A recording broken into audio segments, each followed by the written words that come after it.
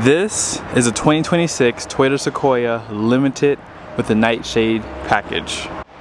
Thoughts on the color? Very unique.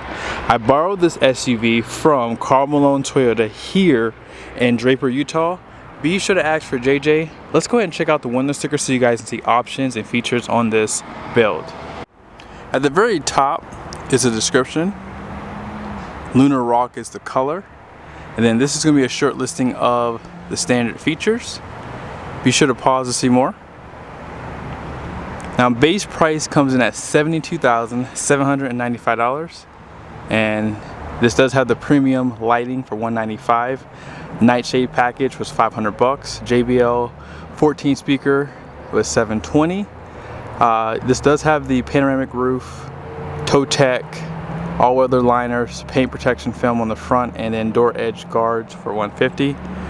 Destination comes in at $2,095 for a total price of $78,832. And then here are the Feely comment numbers off to the side. I recently did a video on a 26 Sequoia Limited, but it was white with the bolder interior. This one's the Lunar Rock with the black interior. Now for 26, it did get a $970 price increase. They went away from the soft text and they now call it leather seating. And yeah, I think that the Sequoia definitely does have that rugged look up front because it looks like the Sequoia. However, they do soften it a little bit with the front grille. Now with this having the Nightshade, I am a little shocked they didn't black that out, but you can do that in the accessory catalog from Toyota. Upgraded headlights with the sequential turn signals, quad beam LED, and you guys see a little bit of flow through on the front, parking sensors, fog lights, active grille shutters. It's a little bit cooler today, so they are closed off. Front camera, and then there's your sensor for the adaptive cruise control.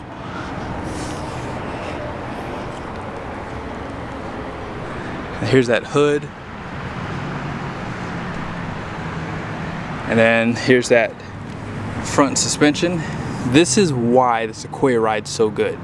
Double wishbone and independent front suspension. They do give you a fabric material for the liner, which is easy to spray out with a power washer. And then here are the tires. These are the Bridgestone Dueler tires. I would say they're more geared towards fuel economy for the highway. 265, 60, 20 is the tire size, so 20-inch wheels, 6 lug, 4 piston front brakes, and check out your fender flares too. I think the Lunar looks the best with the Nightshade for sure. I think that this is how I would do it too. And on the A-pillars, they do give you like this matte finish right here. Painted mirror caps in black, and check out that sparkle in there too. Cameras, turn signals on the mirrors, and then this is your blind spot alert. More black around the windows. Smart key system for the front doors only. Nice accent too. And by the way, you guys see the paint protection for the door cups there, and then on the front end. So right down here on the front of the hood, and I think that's it. I don't think they have it on the front bumper. I had to check real quick, but no, on the front there is no PPF. It's just on the side here and on the hood, which I probably would just skip that option and just do it aftermarket personally. But it is a good deal, I will say. Fixed running boards down below. And let's go ahead and check out the roof. The last Sequoia I did had the crossbars already installed. You guys see the antennas right there. They give you 3.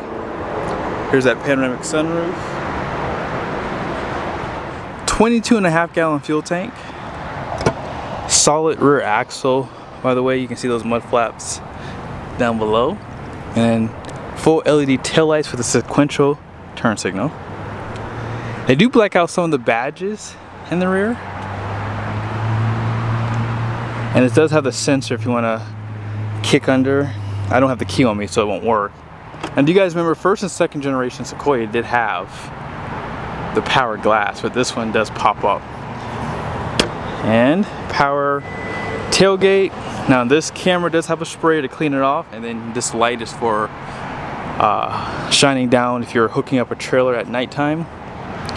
Now there's not a ton of space behind this third row seat, but check this out. You can slide this seat. I always forget to show this, and today I remember for sure. Yeah, you can slide this. There's actually something in the way, but if you bring it all the way back, yeah, you don't have a ton of space. And these seats are powered too, so if you want to power fold them or recline them like you see here, the headrests do pop down too for better visibility. You have this guy that can go pretty much in these 3 different levels here, so you can put things below it and above it, and I actually like that too. Makes it convenient for sure. Let me just show you how it looks set up. As I said, I think I like this overall design. So if you want to put things below the tray, you can put things above it, and as I said, these seats do slide forward so you get a little bit more storage. Now if you want to put the seats down, drops the headrest for you. And now this tray is at the same level as the seats. So again, if you need it higher, you have that, or if you need it to be level with the floor down below, you can slide the third row up like this. Let me just go ahead and put this down so you can see what I'm talking about. Not too bad. I still think that this is well thought out. And I like the fact that they give you the powered seats, because, you know, in some cases you have to hold the button with the others, whereas for the Toyota you just hold it for about a couple seconds and boom, it goes up. 60/40 bench as you see there. So this is an 8-passenger. And then here's a side view of the Sequoia. So here is that twin-turboed V6 with electric assistance, known as the iForce Max.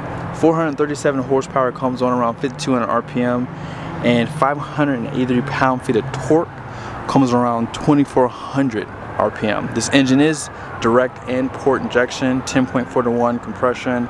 All that power I mentioned does go through a 10-speed transmission.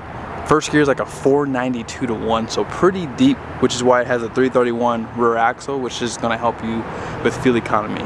Let's go ahead and check out the interior for this 26 Sequoia. As I mentioned earlier, the only update for the interior is the seat. So you now have leather. And look how wide that lower seat cushion is, and really the top part too. It's like Lexus wide, for sure. Like a lazy boy inside of here. 10-way driver's seat too. And remember, this one does have the JBL seat memories. Auto up and down for front and rear windows, and you have the power folding outside mirrors. A lot of soft touch too in here, but there is definitely a lot of hard plastics as well. And you have your puddle lights down below, and look how low this kick plate sits too, so getting in and out is pretty easy, I would say. Some of your controls on the side. Let's go ahead and check out the passenger side.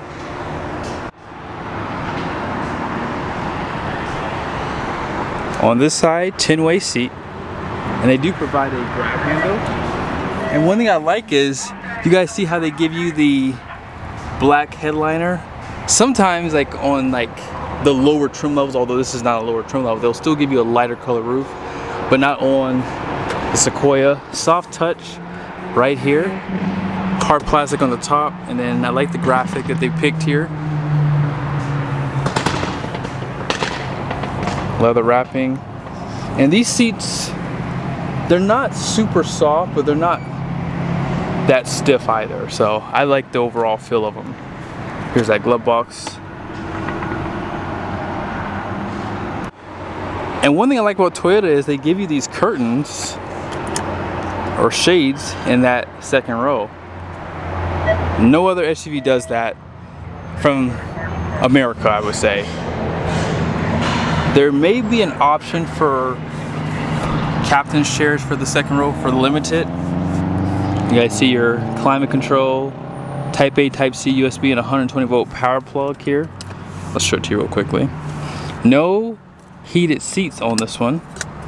Now if you want these seats to pop up, they do tumble like this, which makes it easier to get in that third row. And if you need to put the seat up, they do have the controls on the side here. So when you get the twin panel, the roof does come down slightly. So just think about that if you are building it from the factory.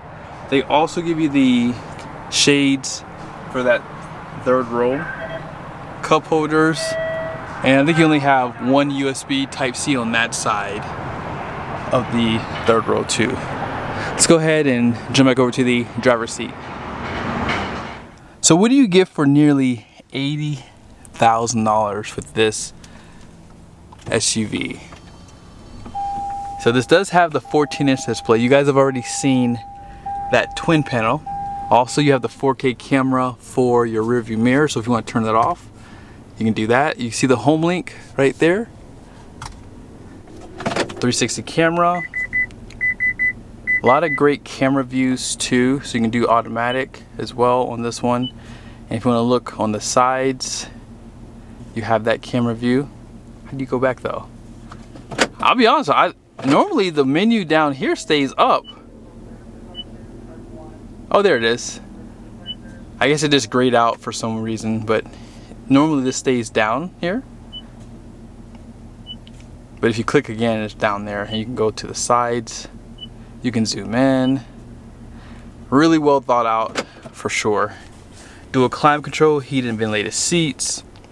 You have that auto hold function if you're at a stoplight, electronic parking brake, four-wheel drive. You can get this limited in just two-wheel drive. So if you live in Florida or in an area where you don't get a lot of snow, that will save you some money, obviously, on the price and on fuel economy too. Now this 14-inch display, you have to pretty much have it all set up, but for the most part, Toyota is not my favorite.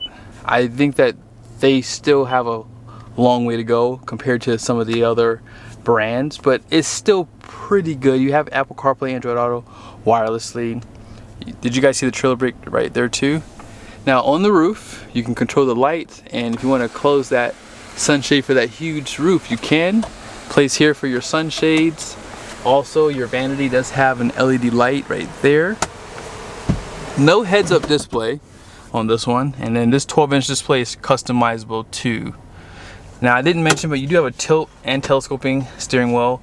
And one thing I like about this steering wheel is they do perforate the leather, so if you do get sweaty hands, this should help with that a little bit. And right here, center console, you see that graphic. It is like storage. And if you have a taller drink, you can put it over here.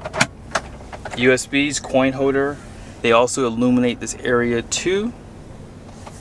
Wireless charger, so you're pretty much getting the gist. This thing has a lot of features, right? For $80,000, this is pretty much where some of the others start at for like their higher trim. So overall, I think for what you're getting in this package, I mean, when you compare this with the competitors, I mean, you're closer to like that 90 grand for some of the features that you're seeing in this SUV, and some features aren't even available, like this 4K camera, like for the Ford Expedition. But I think that for the price point, this is a really good deal. And of course, they don't sell a ton of Sequoias compared to Yukons and Tahoes and Expeditions, so resale value tends to do well on this side of the house. But let's go ahead and check out what the Payload is.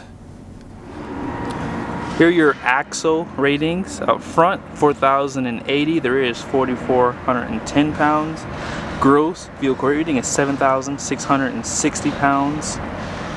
And payload is 1,380 minus the 22 pounds for the accessories. So hope you guys liked the video. Be sure to subscribe to the channel. Once they get more Sequoias in, we will do some reviews on them so you can kind of get a good idea of all the trim levels and colors. See you guys soon.